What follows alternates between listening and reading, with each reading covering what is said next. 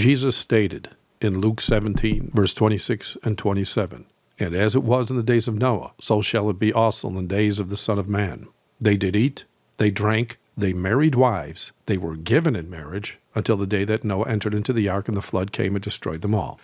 And of course, Jesus goes on from there to share it will be as it was in the days of Lot, when the fire and brimstone fell from the sky to destroy all those that embrace homosexuality. And yes, the reason Jesus repeats himself in Luke 17, verse 27, regarding the marrying wives and then being given in marriage, has to do with normal marriage, wherein a man marries a woman to be his wife, and then homosexual marriage, wherein same-sex marriage was allowed in Noah's day. As I stated in previous videos, global homosexual marriage was the final sinful act of the people that brought on the flood of Noah. Hence the reason they use a rainbow to this day to mock the Lord that sent that flood. And so, as you're about to see in the following video, California is planning to ban the Bible because the truth it contains about homosexuality is offending those that embrace such sinfulness. Check this out.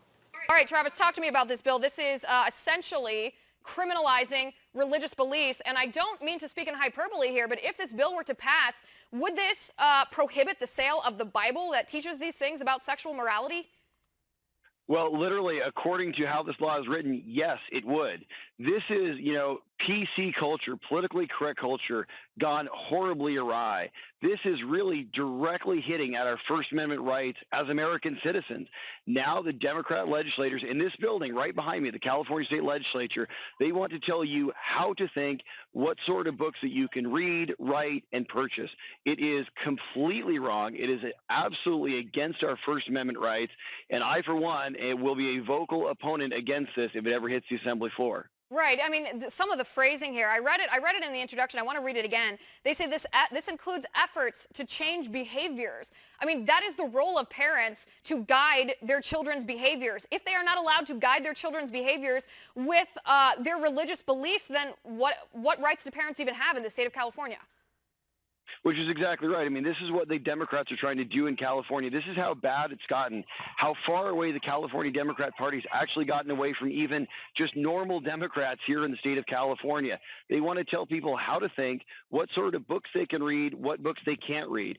Remember, this country is founded upon the freedom of expression, and now the California Democrats want to take even that away. Right, and tell me, I mean, you're in the Assembly, you work with these people, I know you respect your colleagues, but who is behind this?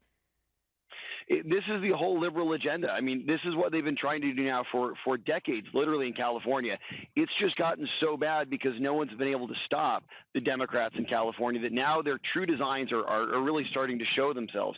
This is all of the Bay Area liberal elite groupthink that we're now seeing in the chamber behind me. Remember, the California legislature has been run for 39 of the last 40 years by the Democrats in California. They have supermajorities in both the Senate and the Assembly that was only broken recently by their own expulsions over sexual harassment allegations.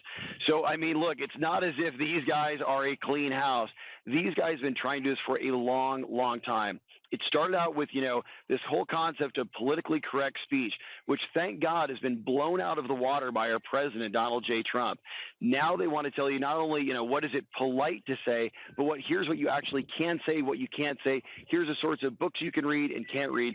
And by the way, as this bill is written, it would be banning the Bible in California. Right, and there is some irony, by the way. I want to go back to that point you made. There is some irony that the same party who lost their majority because of sexual immorality wants to ban books that are guidelines on sexual morality here.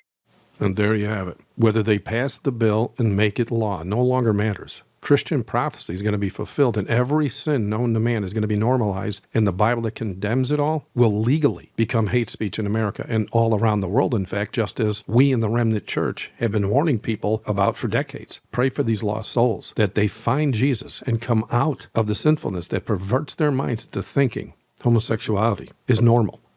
Thank you for watching. God bless.